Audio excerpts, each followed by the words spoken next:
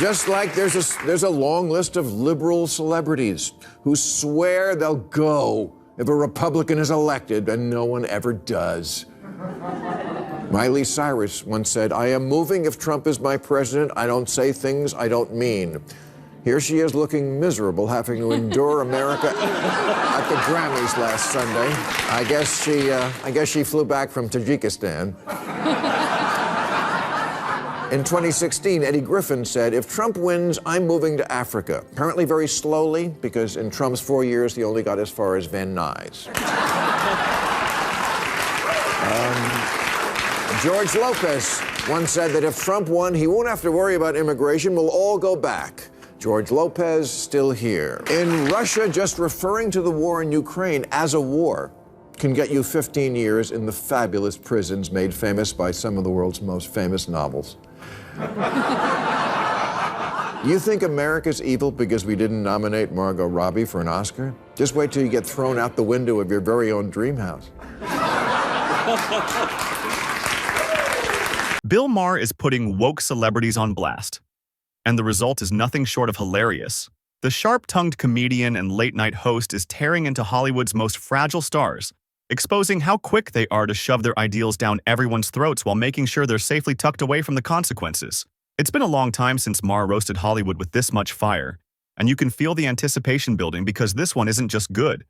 It's scorching hot entertainment. I'm confused by this political message. Vote for me because I hate it here. Now, does America have big problems? Yes, I've often cited the America Sucks list. Things like being 54th in the world in infant mortality behind Cuba, 19th in literacy behind Russia, 72nd in female representation in government behind Iraq. A lot of work to do here. And is it possible for a country to lose itself so much that leaving it is justified? Yes, but we're not there yet, not by a long shot, and we don't need quitters. We need people who will stay and fix it. Bill Maher kicked off the segment with a fiery reality check for America's celebrities and woke politicians, making it crystal clear that they have no right to lecture the rest of us about how to fix the country when they refuse to roll up their sleeves and do the actual work. According to Maher, it's far too easy to sit in sprawling mansions and luxury estates, cut off from the struggles of everyday people, while barking out lofty demands about what needs to change. But here's the truth. Talk is cheap if you're not willing to sacrifice, pay the price, or get directly involved in the grind of solving problems.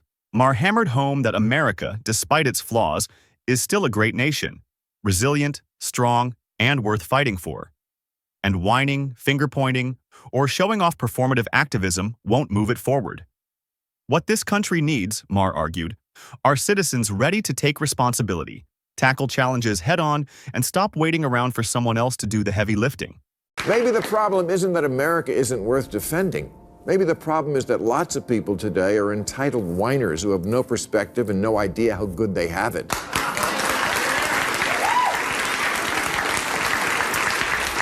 59% of self-identified liberals say there have been times when they considered leaving America for good, like after NBC canceled The West Wing. It might sound like exaggeration, but Maher insisted it's painfully real. For years, we've watched countless Americans declare their dramatic intention to pack up and flee the country over the flimsiest reasons imaginable. One of the most infamous examples came when Donald Trump was elected president, sparking a chorus of celebrities and everyday people vowing to move to Canada as if crossing the border was some kind of revolutionary protest. Yet almost none of them ever followed through, proving that the threats were more performance than principle.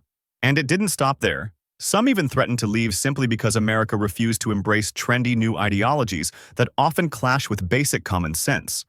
Instead of working to improve the nation they call home, they daydream about running away and calling it activism. Maher's point landed with force. Real patriotism isn't about empty threats or theatrical gestures.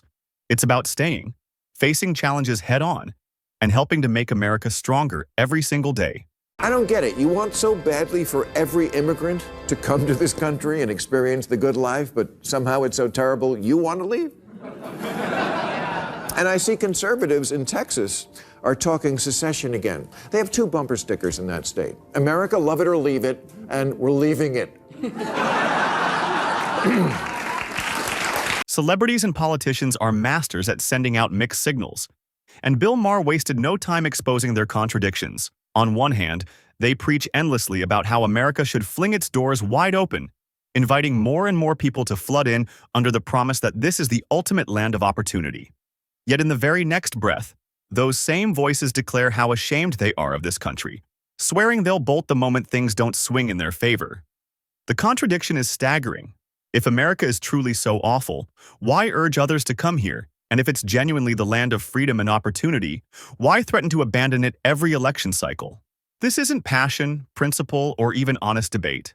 It's hypocrisy in its purest form, a shallow and self-serving brand of activism designed to look noble but crumbling under the weight of its own doublespeak. Maher nailed it when he pointed out that their so-called convictions are nothing more than thinly veiled performances meant to protect their image rather than the country they claim to care about. Just like there's a long list of liberal celebrities who swear they'll go if a Republican is elected, and no one ever does. Miley Cyrus once said, "I am moving if Trump is my president. I don't say things I don't mean." Here she is looking miserable, having to endure America at the Grammys last Sunday. And here's where the comedy practically writes itself. Despite all their dramatic threats of leaving, these celebrities are still right here in America, living large and basking in the very freedoms they claim to despise. Deep down, they know the truth.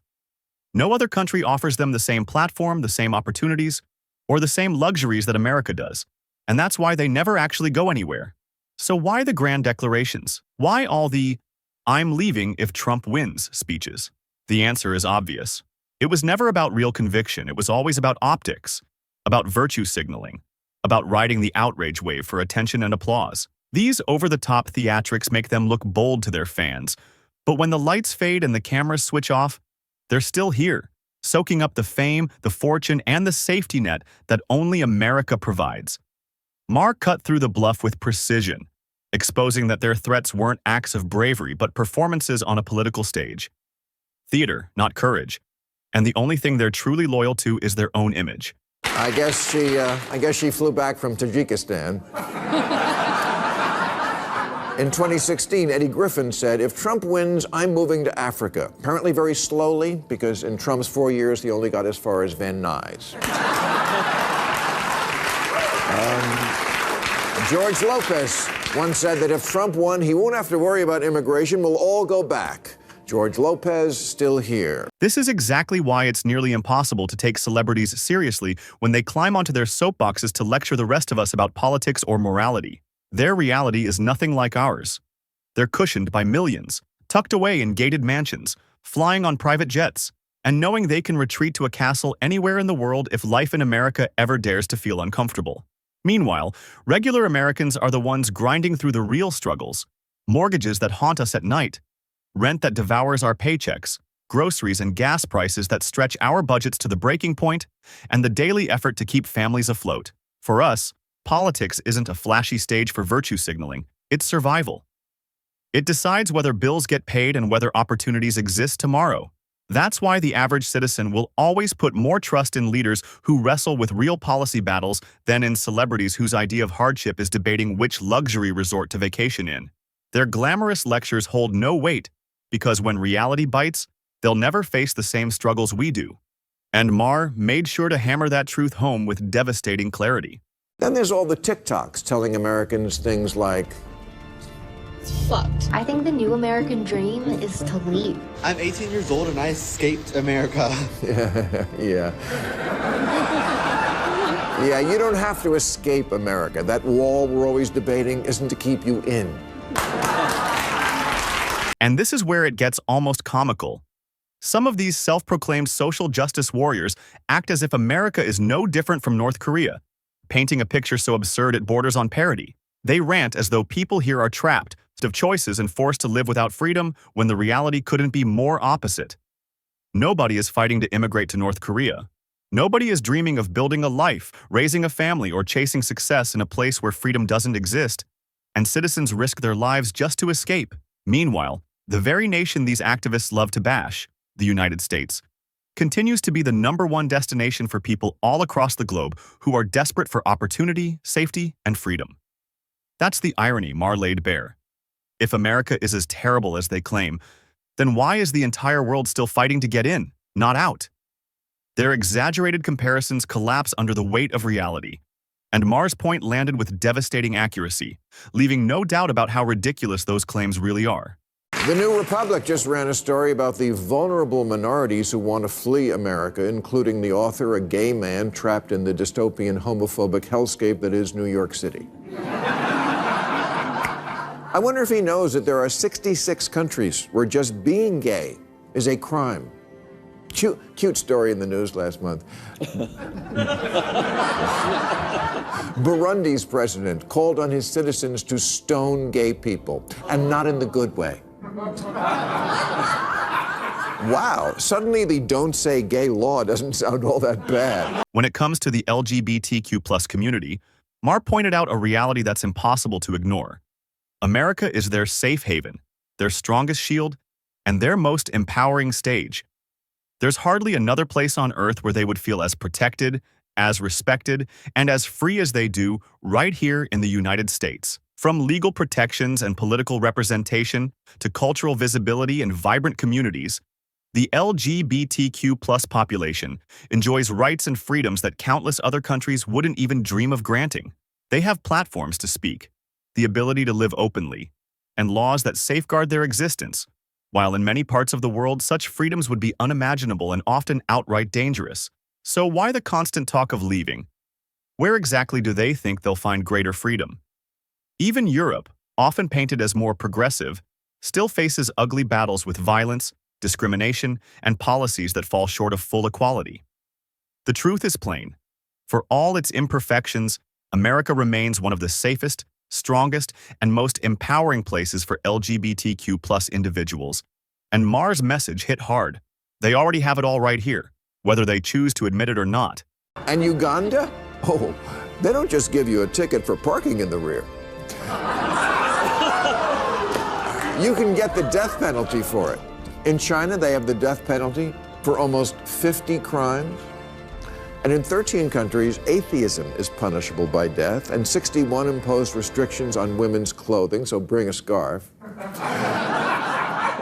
According to Amnesty International, paramilitary groups killed the government's critics in Argentina, Brazil, Colombia, Venezuela, and arbitrary detentions are widespread in Cuba, Ecuador, El Salvador, Nicaragua. If you're wondering how that's just like no cash bail, it's not. This is exactly why people from every corner of the globe are fighting for the chance to come to America. Because despite all the criticism, this nation still represents freedom, opportunity, and the possibility of a better life. It's the place where you can speak your mind without fear of government chains, where you can choose your path, chase your dreams, and even find financial independence if you're willing to work for it. That's the American promise, and it's why millions risk everything just to step foot on U.S. soil, sometimes leaving everything behind for a shot at that dream. Yet, ironically, many who already live here can't see the privilege they enjoy. Instead, they're too busy complaining. Too busy trashing the very country that gives them more than anywhere else possibly could. It's like watching a spoiled rich kid throw a tantrum because one toy is missing under the Christmas tree. Blind to the mountain of gifts already piled around him, Maher's point couldn't be sharper. America may not be perfect, but it gives more opportunity, more freedom, and more possibility than almost anywhere else on Earth. And those who can't see that are choosing to ignore reality. In Russia, just referring to the war in Ukraine as a war can get you 15 years in the fabulous prisons made famous by some of the world's most famous novels. You think America's evil because we didn't nominate Margot Robbie for an Oscar? Just wait till you get thrown out the window of your very own dream house.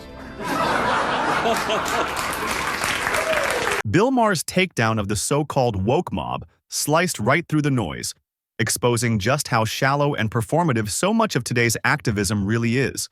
Those flashy protests that block roads, burn flags, or vandalize art may create eye-catching footage for social media, but they do absolutely nothing to solve the real problems that ordinary Americans face every single day. Meanwhile, celebrities and politicians perched in their ivory towers keep shouting about oppression while basking in the very freedoms, wealth, and platforms that only America gives them. A hypocrisy Maher was quick to spotlight. Regular people don't have time for theatrics.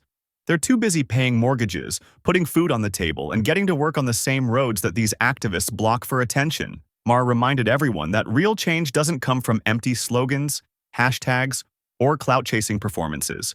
It comes from informed conviction, genuine sacrifice, and concrete action. America, for all its flaws, is still the country people around the world fight to enter, not escape. And that truth alone crushes the hollow narratives of those who claim otherwise while enjoying every freedom it provides. And with that, Maher drew the curtain on his fiery message. So if you enjoyed this breakdown, smash that like button, hit subscribe, and stay tuned for even more hard-hitting content. Because this conversation is only just beginning.